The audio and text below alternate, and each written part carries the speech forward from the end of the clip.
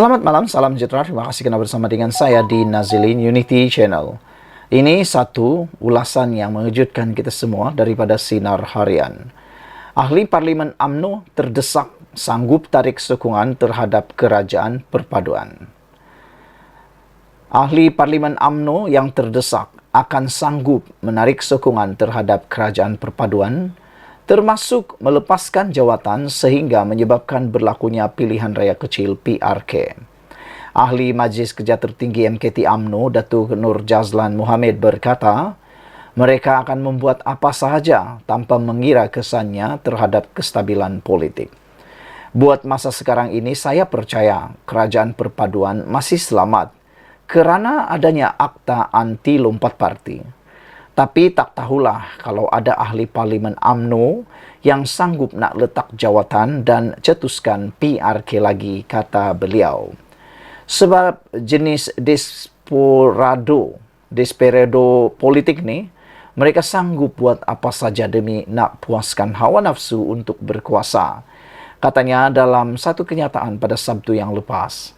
Beliau berkata, sekiranya itu tidak berlaku, maka Perdana Menteri Datuk Seri Anwar Ibrahim masih ada 4 tahun lagi untuk meyakinkan pengundi bahawa Kerajaan Perpaduan adalah yang terbaik untuk negara.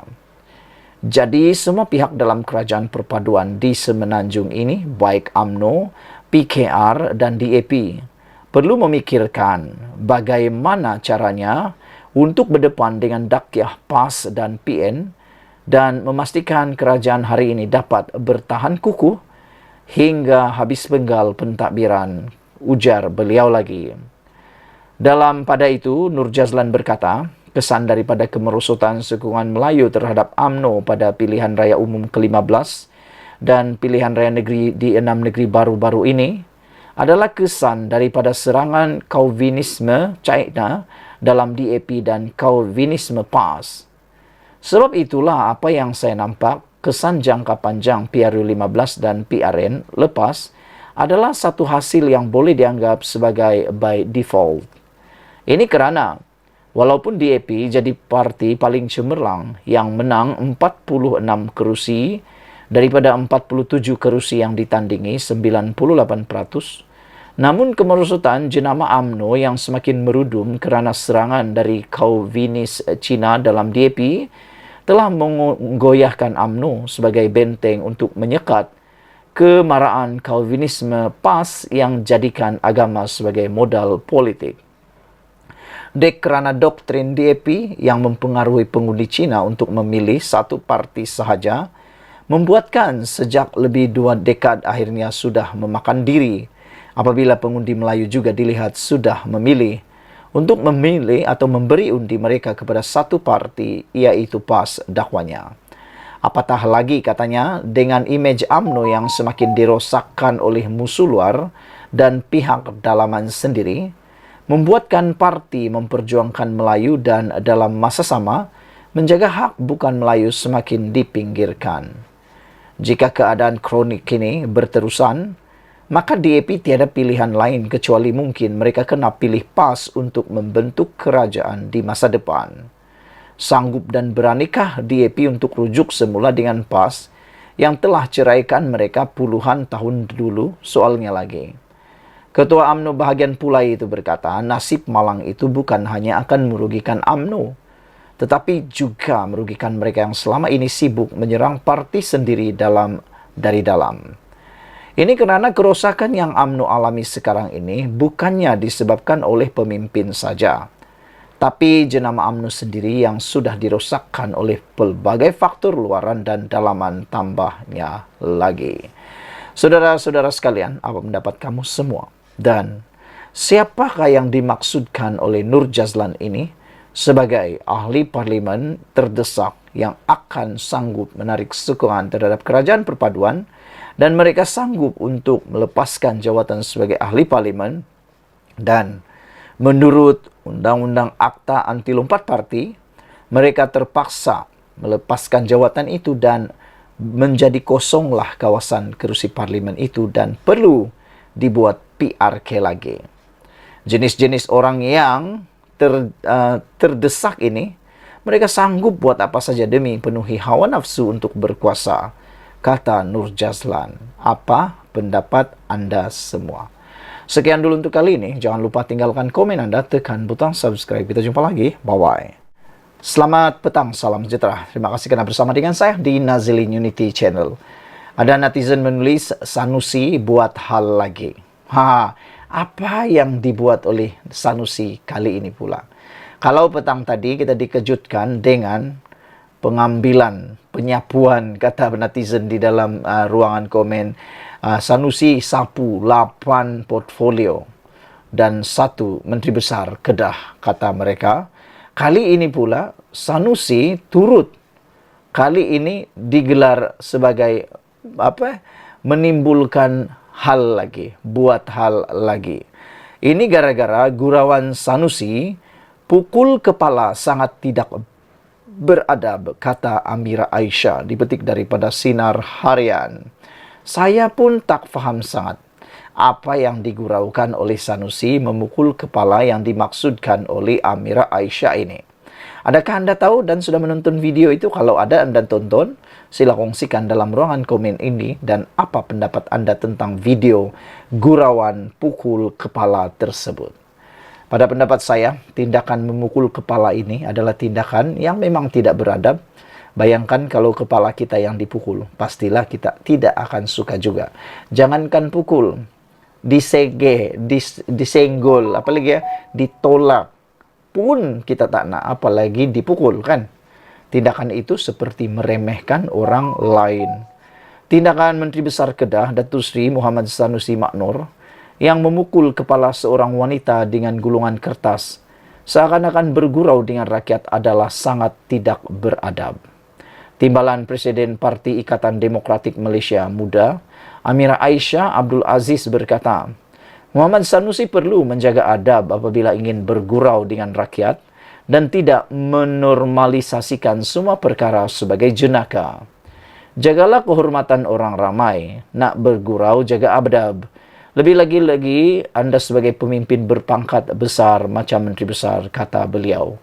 Saya pun agak setuju dengan kenyataan ini, kerana siapapun, bukan sekadar Menteri Besar, siapa-siapa pun pemimpin, kalau dia adalah pemimpin dan menunjukkan perkara yang tak elok, pasti akan jadi ikutan atau duluan. Orang akan ikut karena orang besar lakukan, yang lagi kecil pasti akan tiru dan buat. Inilah yang disebut peniruan. Kalau jahat senang ditiru, yang baik itu sukar ditiru. Walau bagaimanapun, janganlah cuba-cuba menjadikan teladan, menjadikan contoh perbuatan tidak beradab, apapun jenisnya. Sama ada itu gurauan atau tidak, kita tak tahu. Orang itu akan terkena, orang itu akan tersinggung, atau sebaliknya. Jangan menormalisasikan semua benda sebagai jenaka, katanya menurut Ciapan di Twitter pada hari ini. Baru-baru ini tular sebuah video berdurasi 18 saat yang menunjukkan tindakan ahli Dewan Undangan Negeri Adun Jeneri itu bergurau kasar dengan memukul kepala seorang wanita menggunakan kertas mendapat perhatian warganet. Kejadian tersebut turut disambut gelak ketawa orang sekeliling yang menganggap ia sebagai jenaka biasa. Amira Aisyah berpandangan Muhammad Sanusi perlu menunjukkan rasa hormat terhadap rakyat yang mengundi dan memilihnya, kerana pengikut akan mengikuti segala perkara yang dibuat pemimpin mereka. Pemimpin besar buat, pengikut akan ikut sekali, kata beliau. Tunjukkan sedikit rasa hormat, ujar beliau lagi. Saudara-saudara sekalian, ini satu perkara yang memang mengejutkan kita semua. Perbuatan yang kita tak boleh fikir macam mana boleh orang buat, tapi kita berharap tidak akan jadi ikutan. Sekian dulu untuk kali ini. Ikuti terus ulasan selepas ini. Selamat petang, salam sejahtera. Terima kasih karena bersama dengan saya di Nazilin Unity Channel. Apa kabar semua? Tentunya Anda bahagia. Walau bagaimanapun ada orang-orang yang tetap lebih bahagia. Manakan tidak bahagia, beliau sempat menapau 8 portfolio dalam pentadbiran di tempat yang dimenangi. Ikuti terus ulasan kali ini. Saudara-saudara sekalian, seminggu selepas PRN yang telah selesai baru-baru ini, akhirnya Exco Kerajaan Negeri Kedah diumumkan dengan muktamad pada hari ini. Namun demikian, yang menggemparkan seluruh rakyat Malaysia, pemerhati politik, bahkan para pengkritik politik adalah apabila keputusan diumumkan oleh Menteri Besar Kedah, Datuk Seri Sanusi Maknor, untuk barisan Exco yang telah diumumkan oleh beliau memang menggemparkan, manakah tidak. Sebelum membentangkan ataupun mengumumkan barisan Exco tersebut, beliau tidak disangka langsung Sanusi akan melakukan perkara ini. Masa kempen, Sanusi menibai ataupun tibai Perdana Menteri yang ke-10. Lepas menang, tapau 8 portfolio, Sanusi kena sindir. Itulah dia tajuk daripada Harapan Daily yang pastinya akan menjadi buah mulut kepada semua orang, terutamanya para pemerhati politik yang mengikuti perkembangan politik tanah air, termasuklah para peminat Sanusi Maknor. Adakah anda adalah peminat beliau? Sekiranya anda adalah peminat beliau, anda pasti juga terkedu dan terkesima apabila mengetahui bahawa seorang menteri besar, selain memegang jawatan menteri besar, turut memegang 8 portfolio. Bayangkan saudara-saudara sekalian. Saya tak berapa pasti, tetapi setakat yang saya perhatikan dalam politik Malaysia, setakat saya bermula menjadi pemerhati politik bebas Malaysia, saya dapati ini kali pertama seorang menteri besar memegang jawatan menteri besar dan memegang 8 portfolio. Bayangkan, persoalan besar daripada netizen ialah, mampukah Sanusi Maknor memegang jawatan sebegitu banyak? Cukupkah tangan beliau untuk menangani masalah-masalah, menyelesaikan dalam masalah dalam portfolio, 8 portfolio tersebut? Tak tahulah apa pendapat kamu semua, tapi sila tinggalkan dalam ruangan komen anda. Apa pendapat anda dengan tajuk ini? Masa kempen tibai Perdana Menteri ke-10 iaitu Anwar Ibrahim. Tapi lepas menang, tapau pula 8 portfolio. Berbeza dengan Majlis Angkat Sumpah Jawatan dan Ikrar Aku Janji sebagai Exco Kerajaan Negeri Selangor, lain pula reaksi orang ramai untuk Kedah. Media sosial dibanjiri dengan kritikan dan sindiran terhadap Menteri Besar Datuk Seri Muhammad Sanusi Maknor. Reaksi itu susulan rekod Sanusi memegang portfolio terbesar, iaitu 8 berbanding 7, ketika beliau mengangkat sumpah jawatan pada tahun 2020 yang lalu. 2020 dia memegang 7 portfolio. Kali ini 8 portfolio. Bukankah itu sesuatu yang luar biasa? Wah, nanti di atas meja beliau, selain daripada tertulis Menteri Besar Kedah, akan tertulis juga di bahagian bawah senarai tugasan portfolio-portfolio yang dipegang oleh Sanusi sebanyak 8. Ahli Dewan Undangan Negeri Jeneri itu memegang portfolio. Pertama, perancang negeri. Kedua, hal ehwal tanah. Ketiga, mineral dan geoscience. Keempat, hasil bumi. Kelima, keuangan. Keenam, syarikat berkaitan kerajaan. Ketujuh, Majlis Tindakan Ekonomi Negeri dan Pembangunan Kedah 2035, dan yang terakhir, kerjasama luar. Rata-rata komentar umum menyindir Sanusi yang semasa kempen pilihan raya negeri lalu membidas Perdana Menteri Datuk Seri Anwar Ibrahim yang turut memegang portfolio Menteri Keuangan selain Perdana Menteri. Ada netizen menulis dalam ruangan komen mengatakan, hebat Sanusi Menteri Besar Kedah ni. Masa kempen, depa tibai Perdana Menteri ke-10 Anwar Ibrahim kau-kau. Lepas menang, depa pulun kau-kau juga. 8 portfolio sekali sapu. Hulaweh 8 sekali sapu, kata seorang lagi netizen.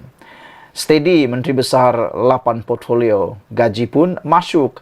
Demikian komentar warganet. Malah ada yang membandingkan dengan 5 portfolio sahaja yang dipegang oleh Menteri Besar Terengganu, Datuk Seri Dr. Ahmad Samsuri Mokhtar. Adun Ru Rendang itu memegang 5 portfolio yaitu ekonomi, keuangan, pelaburan, tanah, dan sumber asli. Melopong jelah yang lain-lain tu. Baki baru bagi exco lain, bijak nusini. Tu dia, holobanya, tu bukan apa. Sebab tak ada tokoh lain dah, kata seorang lagi penulis dalam ruangan komen di media sosial. Ada juga netizen yang menulis, bolehkah tu pegang banyak-banyak portfolio? Tak peningkah, usik netizen lain. Tidak kurang juga sinisnya apabila ramai yang menyeru nama penolong Setiausaha Agung PAS, Muhammad Syahir Sulaiman, yang pernah berdebat dengan Menteri Ekonomi Rafizi Ramli awal bulan ini. Suruh ahli Parlimen Bacok, Syahir datang ke Kedah. Kat sana dari imam sampai gali kubur orang yang sama. Perli pengguna Facebook Kasmani Saghir Ahmad. Saudara-saudara sekalian, ini adalah kejutan Sanusi Maknor yang pastinya menggemparkan dunia politik Malaysia. Bayangkan dia memegang rekod setakat ini seorang menteri besar dengan 8 portfolio. Persoalan besar sama seperti yang ditanyakan oleh para netizen sebentar tadi. Mampukah Sanusi melaksanakan tanggungjawab besar sebagai menteri besar, ditambah lagi dengan 8 portfolio tersebut? Bayangkan kalau setiap portfolio itu melaksanakan mesyuarat. Berapa waktukah mesyuarat yang perlu beliau hadiri? Tambah lagi sebagai menteri besar. Jadi nanti nak buat keputusan siapa kalau beliau tidak dapat bersama dalam mesyuarat tersebut? Ini perlu difikirkan sebenar-benarnya, sedalam-dalamnya, apa kesan apabila seorang pribadi, seorang menteri besar memegang terlalu banyak portfolio. Dan pastinya ini juga akan menimbulkan rasa tak puas hati daripada kalangan ahli Dewan Undangan Negeri Bersatu yang menurut laporan yang kita terima menunjukkan bahawa Parti Bersatu tak puas hati kerana hanya diberi 3 portfolio exco. Pada masa yang sama, Sanusi pula sapu 8 portfolio. Sebelum kita berpisah, sila tinggalkan komen anda untuk isu kali ini. Jangan lupa tinggalkan komen dan tekan butang subscribe. Malaysia kita punya, kita juga sama-sama cintai Malaysiaku. Bye-bye. Selamat pagi, salam sejahtera. Terima kasih kerana bersama dengan saya di Nazlin Unity Channel. Ada beberapa isu yang kini tular di media sosial. Ada yang mula meramalkan, kalau dulu mereka ramal konon, Perikatan Nasional meramalkan kononnya, Anwar Ibrahim akan tumbang pada bulan Ogos ini. Nampaknya bulan Ogos dah hampir habis, bulannya pun dah hampir habis. Tak juga tumbang-tumbang Anwar Ibrahim. Ini menjadi pertanyaan kita. Suka sangat mereka meramal, kata netizen, menumbangkan kerajaan yang pasti tidak akan tumbang-tumbang. Tapi yang menjadi persoalan netizen pada waktu ini di media sosial ialah, adakah pada bulan September atau Ogos ini Perikatan Nasional pula yang akan bubar, kata mereka. Kalau sebelum ini yang diramalkan Anwar Ibrahim yang akan tumbang, kini netizen mula meramal bahawa Perikatan Nasional tak lama lagi akan tumbang, akan bubar, kata mereka. Menjadi persoalan ialah kenapa mereka menyebut Perikatan Nasional bakal bubar. Itu menjadi persoalan besar kepada kita semua.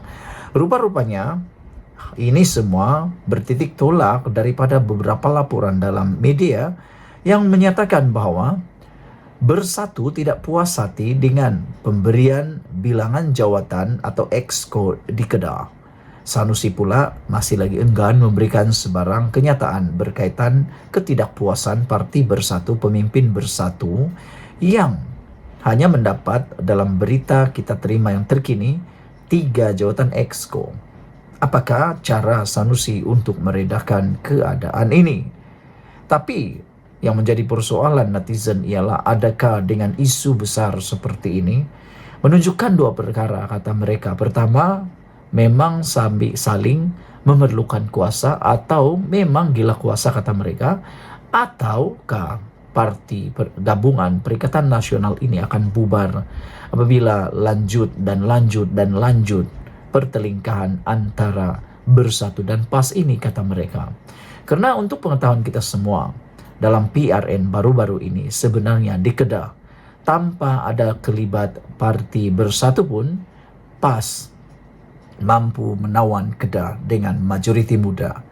Sejarah tercipta apabila PAS dengan hanya walaupun PAS tidak bersatu dalam parti atau bergabung dengan Bersatu dan tidak berada dalam Perikatan Nasional, katalah PAS bergerak sendirian secara solo di Kedah, PAS tetap dapat memerintah Kedah. Jadi, adakah dengan ini, kata mereka, PAS akan mula terfikir untuk meninggalkan Bersatu bergerak bebas? Karena yang kita tahu sekarang ini 3 buah negeri, yaitu Kelantan, Terengganu, dan Kedah, tanpa ada gabungan dengan Bersatu pun, PAS masih boleh memerintah di negeri tersebut. Saudara-saudara sekalian, ada juga netizen mereka kata, mungkinkah PAS akan mula memikirkan alternatif baru untuk bekerja sama pula dengan Anwar Ibrahim? Tiada yang mustahil dalam dunia politik. Hari ini kita dapat satu laporan daripada Harapan Daily, Bersatu PAS seakan berebut jawatan Exco Kedah. Bersatu dan PAS yang menguasai negeri atau kerajaan Kedah, susulan keputusan PRN baru-baru ini dilihat sedang berebut jawatan Exco. Parti Bunga Raya, yaitu Bersatu, dikatakan tidak puas hati apabila hanya 3 jawatan Exco diperuntukkan berbanding 5 wakil mereka sebelum PRN baru-baru ini. Ahli Dewan Undangan Negeri Adun Bukit Kayu Hitam, Halimatun Sadia Saad dijangka dilantik semula ke jawatan Exco selain 2 muka baharu daripada Bersatu, lapor Berita Harian. Berkemungkinan besar 2 lagi Adun mewakili Bersatu itu. Yang akan dilantik adalah Adun Suka Menanti dan juga Adun Kubang Rotan. BH memetik sumber dalam Bersatu berkata, pihaknya kesal apabila hanya 3 wakil parti itu bakal dilantik ke jawatan Exco selepas menyumbang 11 kerusi dalam kemenangan PN di Kedah pada 12 Ogos lalu. Kata mereka, kami sangat kecewa dan kesal apabila dimaklumkan hanya diperuntukkan 3 jawatan Exco, sedangkan pada penggal lalu kami diberikan 5 jawatan termasuk Speaker Dewan Undangan Negeri Dun Kedah, kata mereka lagi. Kami tidak mahu apa yang berlaku di Kelantan dan Terengganu apabila hanya masing-masing 1 jawatan Exco diberikan kepada wakil Bersatu. Sedangkan kami sama-sama bekerja untuk Perikatan Nasional di negeri terbabit, kata mereka lagi. Lapor BH Online sebagai dikata memetik. Dalam keputusan PRN Kedah pada minggu lalu, Perikatan Nasional memenangi 33 daripada 36 kerusi Dewan Undangan Negeri Dun sekaligus menerajui pentadbiran Kerajaan Negeri Kedah. Daripada 33 kerusi itu, Bersatu menang di 11 kerusi Dewan Undangan Negeri, iaitu Air Hangat, Kuah, Kota Seputih, Bukit Kayu Hitam, Sukamenanti dan Kubang Rotan. Turut dimenangi Bersatu adalah Sungai Tiang, Guar Cempedak, Bayu dan Lunas. Saudara-saudara sekalian, ini memang mengejutkan kita semua. Belum pun sampai sebulan selepas kemenangan dalam PRN, Parti Bersatu dan juga Parti PAS mula kelihatan ada masalah berkaitan dengan perebutan jawatan Exco Kedah ini. Apa pendapat kamu semua? Adakah benar dakwaan netizen bahwa PAS akan menceraikan Bersatu dengan talak 5? Ataupun adakah Bersatu pula yang akan melepaskan talak kepada parti PAS? Dan bertahan lamakah Perikatan Nasional ini? Persoalan itu Anda jawab sendiri. Sekian dulu untuk kali ini. Jangan lupa tinggalkan komen Anda, tekan butang subscribe. Kita jumpa lagi. Bye-bye. Selamat pagi, salam sejahtera. Terima kasih karena bersama dengan saya di Nazilin Unity Channel. Isu paling hangat pada pagi ini ialah pertanyaan, adakah Tun Mahathir Mohamad akan masuk parti PAS selepas PRN baru-baru ini? Ini semua apabila timbul persoalan di mana hala tuju proklamasi orang Melayu atau POM yang baru-baru ini diperjuangkan kononnya oleh Mahathir Mohamad. Dan persoalan itu akan dijawab sebentar lagi. Sila ikuti terus ulasan kali ini. Jangan lupa tinggalkan komen Anda, tekan butang subscribe. Saudara-saudara sekalian, ditulis oleh Sabudin Hussein, ini penerangan yang paling jelas dan paling tepat untuk Anda sebarkan kepada ramai orang berkaitan dengan hala 7 perjuangan Tun Mahathir Mohamad yang semakin hari semakin selepas proklamasi Melayu menyepi. Adakah Mahathir Mohamad akan menyertai PAS? Di sebalik keputusan PRN yang memperlihatkan Perikatan Nasional khususnya Parti PAS berjaya memperoleh majoriti undi Melayu, dalam masa yang sama juga, ia juga adalah berita pedih buat Tun Mahathir Mohamad yang memperjuangkan proklamasi orang Melayu POM. Tampak kelompok itu terlibat dalam kempen cubaan meletakkan 17 nama sebagai calon tidak diendahkan. Tiada mana-mana pemimpinnya termasuk Tun Mahathir yang turun padang berkempen. Malah, POM tidak pun menjadi sebutan sesiapa yang bertanding sama ada bersatu atau PAS dalam pilihan raya baru-baru ini. Hakikatnya, Perikatan Nasional tetap berjaya meletakkan dirinya sebagai pencabar unggul kepada Pakatan Harapan dan Barisan Nasional.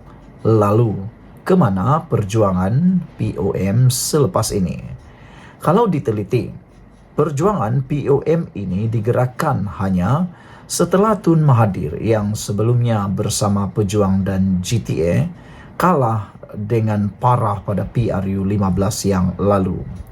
Untuk itu, sekurang-kurangnya ada 2 tujuan POM itu digerakkan. Pertama, untuk menekan dan menjatuhkan Anwar Ibrahim yang merupakan musuh Tun Mahathir dan telah berkali-kali cuba dihalang oleh Tun Mahathir untuk menjadi Perdana Menteri. Kedua, untuk memperlihatkan Tun Mahathir masih relevan dalam dunia politik negara serta menjadikan dirinya ada tiket untuk bersama-sama dengan Perikatan Nasional yang merupakan satu-satunya blok pembangkang yang ada dalam negara ini. Berdasarkan keputusan PRU 15 di mana semua calon pejuang telah pun kalah teruk dan hilang deposit, Tun Mahathir sedar beliau tidak boleh lagi berjuang melalui blok ketiga, terutama dalam usahanya yang tidak pernah berhenti mahu menjatuhkan Anwar. Namun, untuk beliau terus bersama Perikatan Nasional, tentu ada sedikit rasa malu dalam dirinya. Berikutan Muhyiddin yang pernah memecatnya daripada bersatu itu dapatlah dilindungi kononnya demi membela nasib orang-orang Melayu. Untuk beliau terus bersama PN, tentu Mahathir ada sedikit rasa malu dalam dirinya berikutan perbalahannya dengan Muhyiddin Yassin pada tahun 2020 lalu selepas berlakunya peristiwa langkah Sheraton. Jadi setidak-tidaknya dengan menggagaskan POM, Proklamasi Orang Melayu, rasa melalu untuk kembali bertaut dengan Muhyiddin yang pernah memecatnya daripada bersatu itu dapatlah dilindungi. Kononnya demi untuk membela nasib orang-orang Melayu. Itulah yang terjadi, di mana setelah sedikit sebanyak menggerakkan POM dengan pelbagai aktiviti, Tun Mahathir akhirnya membuka mulut dan menyatakan sedia bekerjasama dengan Muhyiddin. Kedua-dua mereka telah bertemu sebelum PRN itu. Pun begitu, berikutan Muhyiddin kekal sejuk dan tidak menunjukkan jiwa sepenuh hati dalam pertemuan itu. Begitu juga dengan Hamzah Zainuddin selaku Ketua Pembangkang dan Setiausaha Agung PN atau Bersatu turut tidak berlebih-lebihan dalam memberi respon kepada proklamasi orang Melayu dan Tun Mahathir. Sudahnya tiada apa-apa jalinan kerjasama yang berjaya terbina. Sebelum penamaan calon, seorang utusan Proklamasi Orang Melayu atau POM telah datang menemui Hamzah dengan membawa 17 nama bagi dipertimbangkan sebagai calon Perikatan Nasional dalam PRN atas tiket PN. Malangnya, tiada satupun nama yang dihantar itu diberi pertimbangan oleh Perikatan Nasional. Maka dengan itu, walaupun sebelum ini POM agak riuh rendah dengan pelbagai program dan mengeluarkan kenyataan atas banyak isu, disebabkan tidak berjaya menumpang sebagai calon atas nama PN itu, Mereka akhirnya senyap sunyi dan langsung tidak berbunyi sepanjang tempo kempen PRN diadakan. Pendek kata, dengan tidak ada wakil POM menjadi calon, seterusnya tidak turun membantu berkempen dan POM juga tidak disebut sepanjang kempen, gagasan perjuangan Tun Mahathir itu pada hakikatnya telah dilupakan terus ketika kempen PRN lalu. Artinya, walaupun PN berjaya memenangi majoriti undi Melayu dan menawan sebagian besar kawasan Melayu, ia bukanlah disebabkan oleh proklamasi orang Melayu.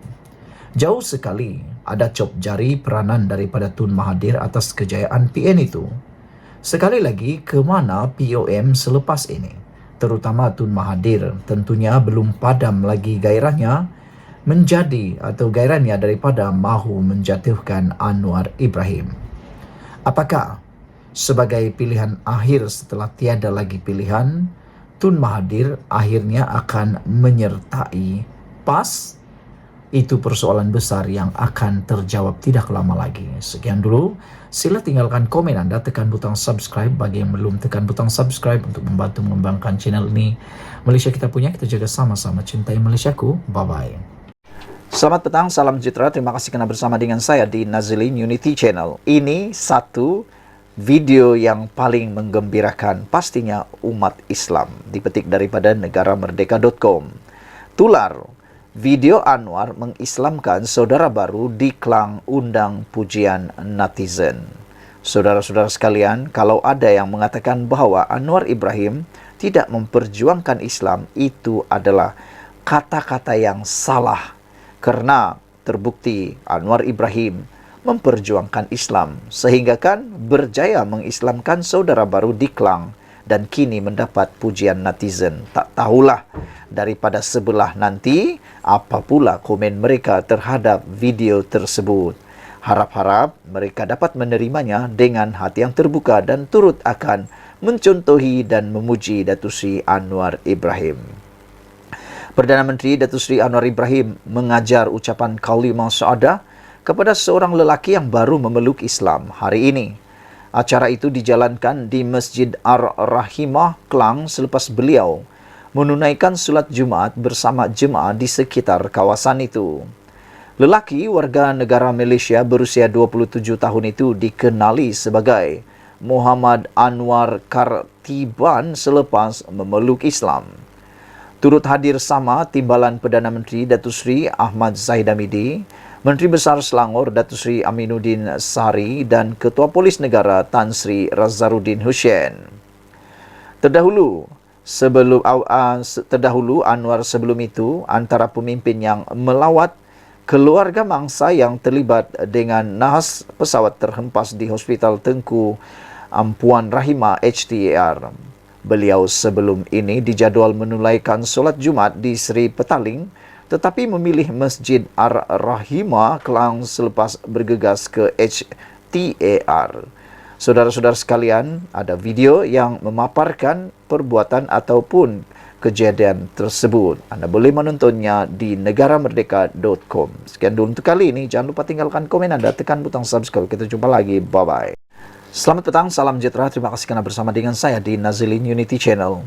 Ini keputusan dan ini pendedahan Tun Mahathir Mohamad yang tak tahulah Anda setuju atau tidak, Anda suka atau tidak, yang pastinya mengejutkan kita semua.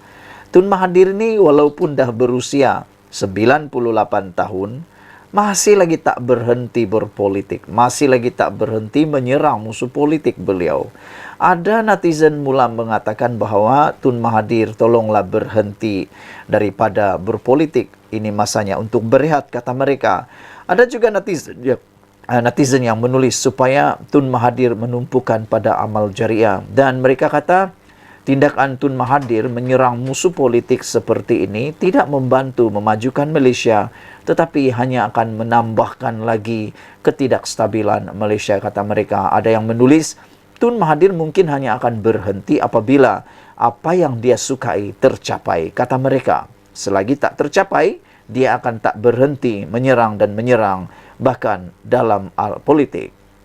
Hari ini dipetik daripada negaramerdeka.com dengan tajuk Tun Mahathir kata Zahid tak layak langsung kekal Presiden UMNO. Dengan persoalan daripada Tun Mahathir ini, dengan kenyataan daripada Tun Mahathir ini, yaitu Zahid tak layak langsung kekal Presiden UMNO, nak tanyalah satu soalan. Siapakah yang layak jadi Presiden UMNO? Pada pendapat anda, siapa yang layak Presiden UMNO menurut anda? Kerana sebenarnya, menurut saya, salah satu sebabnya kelangsungan UMNO sejak kekalahan teruk 2018 ialah kerana kekuatan dan kekentalan pribadi Zahid Hamidi. Meskipun diserang bertubi-tubi, diserang habis-habisan, dipukul sehabis-habisnya, Zahid Hamidi masih kekal setia bersama dengan UMNO dan masih lagi berjuang untuk memulihkan UMNO. Walaupun ramai orang dah meninggalkan UMNO, pindah parti, tinggalkan parti, lompat sana-sini, tapi Zahid tak mahu meninggalkan UMNO, bahkan berjuang bersama UMNO. Telah dikabarkan UMNO cuba mahu dibubarkan oleh Tun Mahathir dan juga Muhyiddin menurut Anwar Ibrahim, tetapi Zahid tetap perjuangkan UMNO. Jadi nak persoalkan sekarang ini, balik semula kepada Tun Mahathir. Pada pendapat dia, siapakah yang layak jadi Presiden UMNO kalau bukan Zahid? Takkanlah Tun Mahathir nak jadi Presiden UMNO semula. Tapi adakah itu mustahil? Dalam politik, tiada yang mustahil. Tiada mustahil Tun Mahathir nak jadi Presiden UMNO sekali lagi. Bekas Presiden UMNO, Tun Dr. Mahathir Mohamad, menyindir Datuk Seri Ahmad Zahid Hamidi sebagai tidak layak untuk terus berada di kerusi Presiden parti itu, di sebalik banyak desakan supaya beliau berundur pada waktu ini. Menurut Dr. Mahathir, beliau sedar rakyat dan ahli UMNO menolak kepimpinannya dan berharap Zahid berundur daripada jawatan yang dipegangnya kini. Menurut Tun Mahathir, Zahid tak layak langsung sebagai Presiden UMNO. Ada banyak tuduhan dikenakan terhadap dia, kata Mahathir lagi. Zahid merasakan yang dia tidak akan dihukum jika dia pegang jawatan sebagai timbalan Perdana Menteri. Dia berharap tidak akan dihadapkan ke mahkamah. Saya berharap tidak ada pengaruh lain yang cuba menyelamatkan dia. Jangan pula kata kes Tan Sri Muhyiddin Yassin boleh digugurkan, maka dia juga boleh. Kes kedua-duanya tidak sama, kata beliau lagi. Dr. Mahathir berkata demikian semasa ditemui pada satu sidang media yang diadakan di Yayasan Akal Al-Bukhari di sini hari ini. Selain itu, ditanya mengenai kegoyahan struktur dan institusi UMNO kini, Dr. Mahathir mengkritik parti tersebut yang semakin rosak kerana wujud amalan Case is King. Kita lihat UMNO sebagai sebuah parti yang disokong oleh rakyat seluruh negara suatu ketika dahulu, sehingga kita dapat tewaskan British mencapai kemerdekaan. Malah, pembangunan juga berlaku di zaman pentadbiran UMNO. Namun kini ada kelelangan pemimpin yang tak utamakan perjuangan UMNO terdahulu dan mengamalkan Case is King yang akhirnya merosakkan parti. Sejak itu kita lihat prestasi UMNO turun merundum. Daripada dahulu ada majoriti yang kuat semasa jadi kerajaan, sekarang ini dipandang hina oleh ahli-ahli parti sendiri. Ini bukan UMNO yang ditubuh, tetapi disabotaj oleh individu-individu yang mempunyai perjuangan berlainan, kata Mahathir lagi. Sekian dulu untuk kali ini. Jangan lupa tinggalkan komen anda, tekan butang subscribe. Kita jumpa lagi. Bye-bye. Selamat pagi, salam sejahtera. Terima kasih kerana bersama dengan saya di Nazilin Unity Channel. Ini cerita yang tak pernah kita tahu berkaitan dengan nahas pesawat terhempas yang berlaku baru-baru ini di Elmina. Kita dengar pelbagai edisi ataupun pelbagai cerita-cerita yang tak tahulah mana satu yang benar. Tetapi yang ini sudah dimasukkan dalam berita dan media di negaramerdeka.com. Anda pasti tahu salah seorang daripada mangsa maut di dalam insiden kapal terhempas itu ialah seorang pemandu motosikal, iaitu rider, yang turut sama nahas dalam kejadian tersebut. Dan lebih menyayat hati lagi ialah apabila keadaan tubuh beliau tular dalam media sosial yang mana telah dijilat api. Ini satu pendedahan daripada seorang saksi yang melihat sendiri di depan mata bagaimana kejadian itu berlaku. Menurut saksi, dia berkata, rider tersebut merangkak menyebut nama Allah. Saksi terkilan tak boleh tidur kerana gagal menyelamatkan rider Nahas Al-Mina. Salah seorang saksi berkongsi video berhubung insiden pesawat ringan dari Langkawi ke Shah Alam yang terhempas pada petang semalam di Al-Mina Shah Alam dalam akaun TikTok miliknya. Ed Effendi yang sedang memandu lori di lokasi kejadian berasa terkilan kerana gagal menyelamatkan mangsa seorang penunggang motosikal yang meminta bantuan selepas pesawat tersebut terjatuh sehingga meragut 10 nyawa. Jadi benarlah cerita-cerita kabar-kabar angin yang kita dengar sebelum ini mengatakan bahawa rider yang terkorban ini sebenarnya terkorban kerana dijilat api, kerana mungkin terkena percikan api yang sangat besar seperti yang kita lihat di dalam video tersebut. Ed Effendi menceritakannya kerana beliau berada di sana sebagai saksi utama. Menerusi video berdurasi 1 minit 20 saat itu, dia ternampak mangsa iaitu Muhammad Hafiz Muhammad Saleh, 32 tahun, merangkak menjauhkan diri dari motor yang terbakar. Tanpa membuang masa, dia segera turun dari lori dan mencapai alat pemadam api selepas melihat mangsa yang juga bekerja sebagai penghantar bungkusan dalam keadaan terbakar, manakala rakannya di tempat duduk penumpang menghubungi talian kecemasan. Walau bagaimanapun, kerana kekurangan alat pemadam api yang dibawanya itu, gagal untuk memadamkan api pada badan mangsa yang masih merangkak, cuba untuk menyelamatkan diri. Assalamualaikum, selamat petang. Pesawat terhempas depan mata saya dan saya turun dari lori terdengar arwah minta tolong. Saya ambil pemadam api yang ada di dalam lori dan terus pergi dekat arwah. Masa tu arwah masih bergerak dan saya terus pergi dekat arwah tembak pemadam api. Tapi pemadam api saya tak cukup untuk padam api di badan arwah, tulisnya di ruangan caption semalam. Pada masa sama, Ed Effendi turut menceritakan detik menyedihkan apabila mendengar mangsa menyebut kalimah Allah sebelum meninggal dunia, sekaligus membuatkan dirinya agak terkesan dengan insiden berkenaan. Dia jerit sebut Allah. Al-Fatihah buat rider orang kampung saya, kata salah seorang daripada yang menulis komen di dalam ruangan atau hantaran tersebut. Ada juga yang menulis iaitu Effendi, ya Allah betul katuan, maafkan saya tak mampu buat yang terbaik. Time tu dia jerit minta tolong dan saya sebut nama Allah. Dia sebut nama Allah tapi saya tolong tak dapat selamat, kata beliau. Dia juga menulis, ada juga yang menulis dalam ruangan komen, masih terdengar suara arwah. Mesti trauma, tak apa bang, awak dah cuba yang terbaik tapi Allah sayang dia lagi, kata seorang penulis dalam ruangan Twitter tersebut. Ya, kata Effendi, masih terasa arwah panggil minta tolong. Ada juga yang memberikan komen tak sanggup tengok arwah merangkak. Ada yang menulis, you have done your parts, thank you sebab tolong arwah rider tu, katanya. Dan dibalas oleh Effendi dengan menulis, terima kasih, namun saya tak sanggup tengok arwah merangkak, sebut nama Allah tolong, kata beliau. Memetik laporan berita harian pula, jenazah Muhammad Hafiz dilaporkan dalam keadaan lengkap meskipun bahagian wajahnya kurang sempurna. Sekian dulu untuk kali ini. Kita bersama-sama mendoakan supaya semua keluarga mangsa dalam keadaan yang bersabar, tenang dan semuanya berjalan seperti yang dirancang. Sekian dulu untuk kali ini. Kita jumpa lagi. Bye-bye.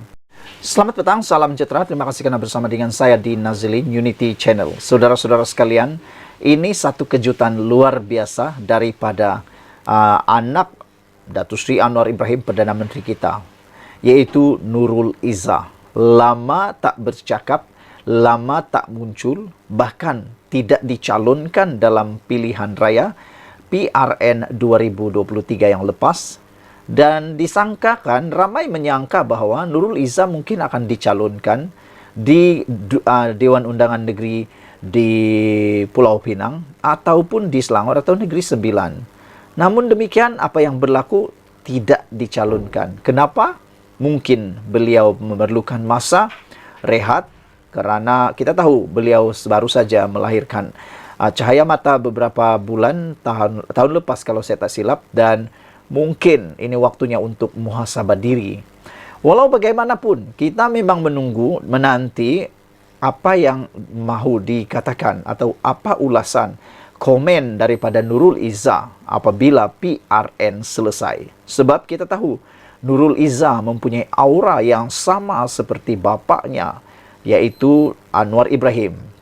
Beliau mempunyai credibility, aura, dan integriti yang hampir sama seperti Anwar Ibrahim. Dan saya tidak heran dan saya pun tak akan terkejut kalau satu hari nanti Nurul Izzah boleh menjadi Perdana Menteri wanita pertama di Malaysia. Dan kita akan berbangga kalau itu yang berlaku, karena kita juga meyakini bahawa wanita boleh membawa Malaysia satu tingkat lebih maju lagi.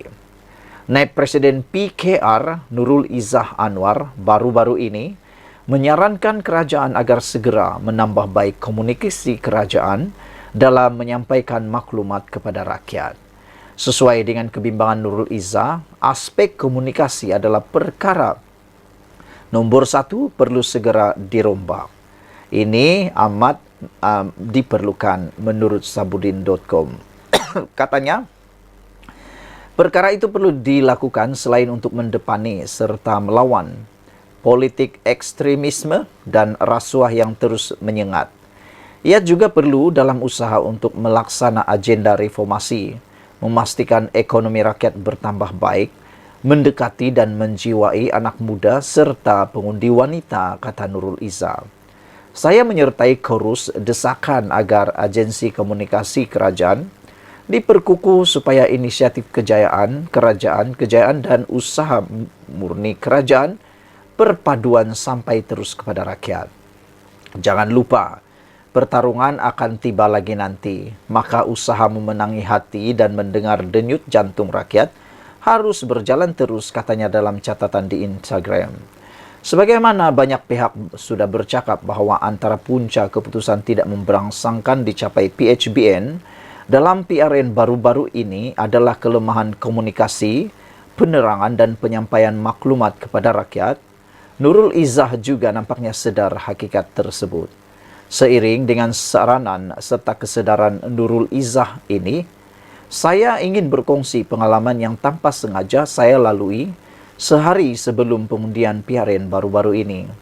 Ketika menghadiri sebuah jamuan di rumah seorang kenalan pada Jumaat malam 11 Ogos lalu, sekumpulan orang antara 6 atau 7 orang yang duduk semeja dengan saya berbual-bual tentang pengundian yang akan berlangsung pada esok harinya.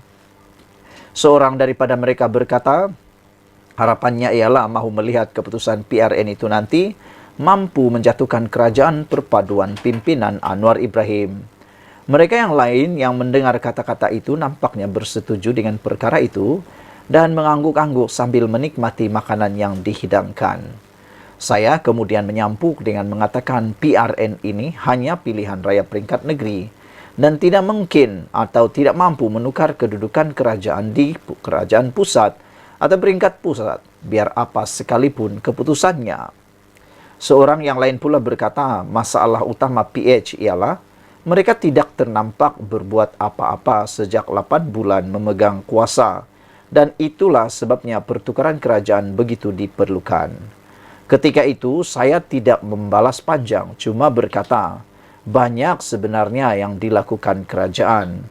Walaupun panjang lagi perbualan di meja makan selepas itu, tetapi kata-kata PH tidak ternampak berbuat apa-apa sejak 8 bulan memegang kuasa amat membekas dalam fikiran saya. Diikuti pula sepanjang di meja makan itu, kegairahan mereka berbual akhirnya melihat kerajaan perpaduan dijatuhkan begitu bersemarak sekali.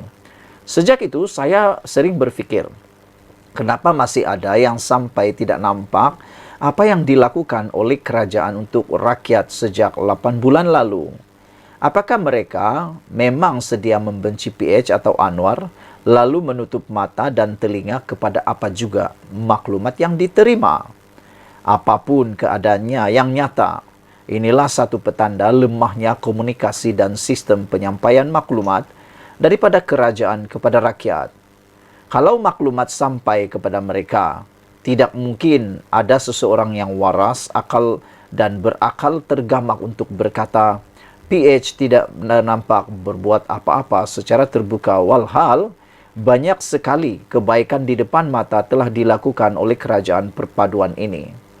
Sama ada mereka membenci PH, tidak menonton televisyen, tidak membaca akhbar atau tidak memiliki akaun media sosial, sepatutnya mesti ada kaedah bagaimana sesuatu maklumat dan kebaikan kerajaan dapat disampaikan kepada rakyat. Jika maklumat tentang tarik puasa atau hari raya boleh sampai kepada rakyat, tak kira walau di mana mereka berada, tidak ada sebab kebaikan kerajaan atau jawapan kepada fitnah-fitnah tidak boleh disampaikan. Bukankah kerajaan ada pelbagai saluran media daripada televisyen, radio, akhbar, portal berita, media sosial dan pelbagai lagi. Selain itu, ada pula pelbagai jentera parti berkaitan komunikasi dan penerangan, di mana semua itu dalam membantu kerajaan. Ringkas cerita, susulan serangan berpenjangan kepada kerajaan perpaduan sejak 8 bulan lalu diikuti keputusan PRN 6 negeri baru-baru ini, jika ia merupakan wake up call agar segera bangun dan berlari untuk bekerja, maka perubahan dan rombakan yang paling awal wajib dilakukan ialah berkaitan komunikasi, penyampaian maklumat dan menjawab segala macam fitnah yang bertebaran. Dalam konteks komunikasi tersebut, mereka yang sedia ada daripada yang berjawatan menteri, ketua agensi, ketua pengarah dan lain-lainnya, semua itu harus segera diperbaiki, ditukar, diganti atau dipecat mengikut keperluan dan kesesuaian, asal Anwar dapat dielakkan daripada ditumbangkan. Tanpa keberanian melakukan sesuatu yang drastik dan luar biasa, keputusan PRU 16 4 tahun lagi tidak akan jauh berbeza dengan PRN baru-baru ini. Ditulis oleh Sabudin Hussein 19 Ogos 2023. Sekian dulu untuk kali ini. Jangan lupa tinggalkan komen Anda, tekan butang subscribe. Kita jumpa lagi. Bye-bye.